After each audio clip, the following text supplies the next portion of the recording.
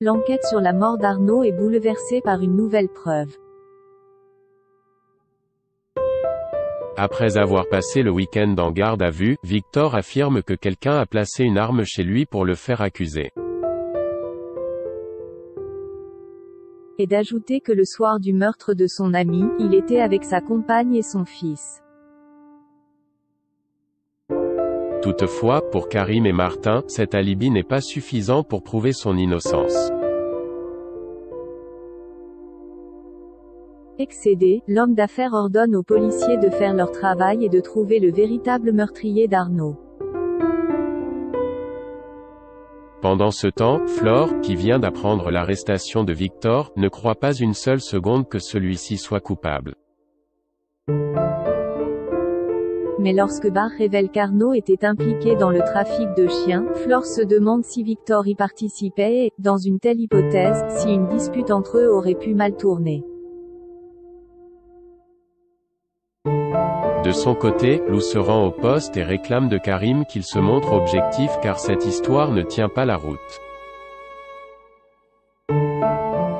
Même si le père de sa fille a toutes les raisons de croire à la culpabilité de Brunet, l'avocate estime qu'il s'acharne sur son compagnon parce qu'il refuse de voir la réalité en face et de suspecter Barr.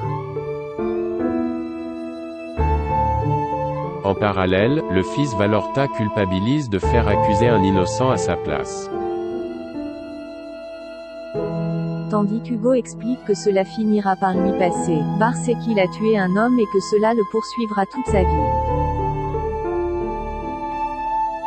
Maxime les rejoint et s'en prend à Hugo pour avoir entraîné son cousin dans un plan aussi tordu. Il insiste ensuite pour que Barr le suive mais ce dernier s'obstine à ne rien écouter.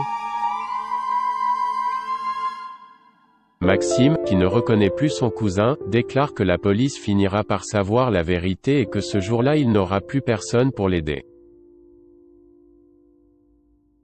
En fin de journée, Souleymane et Antoine retrouvent une vidéo de l'une de leurs balades au port. Quand ils découvrent que le bruit de pétard qu'ils avaient entendu était en réalité un coup de feu et qu'un homme avec une arme apparaît sur la vidéo, les Myriel filent au commissariat. Devant ce nouvel élément, Karim est contraint de remettre en cause toute son enquête. William et Sophia se réconcilient. Après avoir passé tout le week-end chez Samuel, Sophia exclut toujours de répondre aux messages de son père.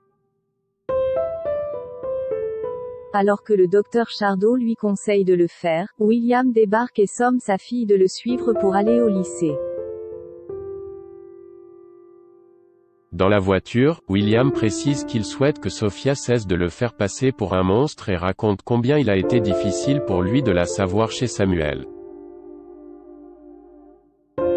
Ne supportant plus l'égoïsme de son père, Sophia va en cours. Dans les couloirs, elle croise Manon qui lui rapporte l'enfer qu'elle a vécu ces 2 derniers jours avec leurs parents. Tandis que Manon prie sa sœur de faire la paix avec William pour retrouver une vie normale, Sophia déclare qu'elle a simplement envie d'apprendre à connaître son père biologique et qu'elle a assez que tout le monde la fasse culpabiliser pour cela. Pour sa part, William avoue qu'il a merdé avec sa fille. Il confie à Aurore qu'il a peur que Sophia se laisse influencer par Samuel et qu'elle finisse par le considérer comme un papa cool. Aurore promet qu'il ne prendra jamais sa place de père et que leur fille reviendra vers lui. En rentrant, William remet à Sophia une enveloppe contenant des places pour aller faire du kart. Bien qu'il n'aime pas ça, il est cependant déterminé à montrer à sa fille qu'il peut être cool lui aussi. Comprenant que son père craint d'être comparé à Samuel, Sophia insiste sur le fait que son besoin de voir Samuel n'a rien contre lui. Le docteur Donier s'excuse alors d'avoir pété les plombs et lui demande pardon pour tout ce qu'il a pu lui dire. pendant qu'il exprime sa peur de la perdre. La jeune femme rétorque que personne ne pourra jamais le remplacer puis elle le prend dans ses bras. Rose décide de se venger. Antoine reçoit un message de Rose adressé à Marco. Cette dernière souhaiterait le rencontrer et se dit prête à le rejoindre à Clermont-Lérault pour faire sa connaissance. Pour éviter de griller sa couverture, Antoine répond qu'il n'est pas prêt pour le moment et prétexte aimer leur relation épistolaire telle qu'elle est. Plus tard, Rose dit à Chloé qu'elle a découvert que Marco n'est autre qu'Antoine.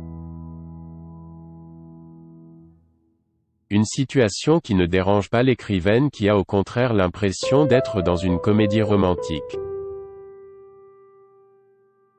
Malgré tout, Rose aimerait se venger gentiment d'Antoine pour s'être moqué d'elle. Pour ce faire, elle lui donne rendez-vous au Spoon. Alors qu'il l'invite à dîner, un homme vient s'asseoir avec eux et se présente comme étant Marco. Heureuse que sa petite vengeance fonctionne, Rose en fait détonne et accepte de dîner avec le faux Marco sous les yeux d'un Antoine ne sachant plus quoi faire.